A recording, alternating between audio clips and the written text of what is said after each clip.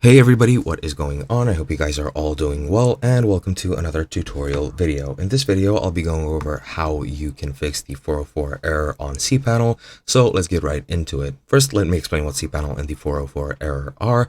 So let's get right into it. Now, cPanel is an online Linux-based graphics user interface. It just means that it has graphics which help you navigate through the interface, and it is used pretty much for making your website and server management much easier and much more simple to use. It is a monthly based subscription service, so just keep that in mind if you plan on using that.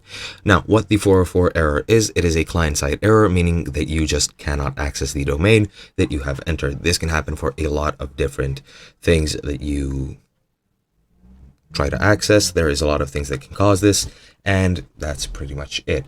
But yeah, I am using this cPanel support ticket, I guess you could say, and there is a workaround for this specific error. However, there is too many causes for this, which I cannot go over. But yeah, or one of the most common causes is that website just simply doesn't exist. So make sure you're entering an existing site if you wish to see it. But yeah, all 404 errors, this is the error that I'm going with. All websites have a 404 error for this user, and it looks something like this in the Apache error log. Now, as you can see, enabling the experimental jail Apache version can cause unexpected 404 error.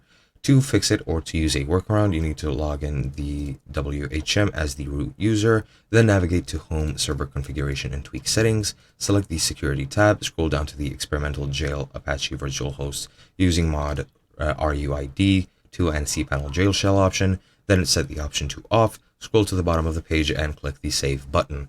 This is the fix for this specific instance. However, there are a lot of 404 errors which might happen, or a lot of reasons why the error might happen. So make sure to troubleshoot it and find exactly why it's happening, and then you're on the road to fixing that error. But that's pretty much it. Hope you guys enjoyed. I'll be seeing you guys next time.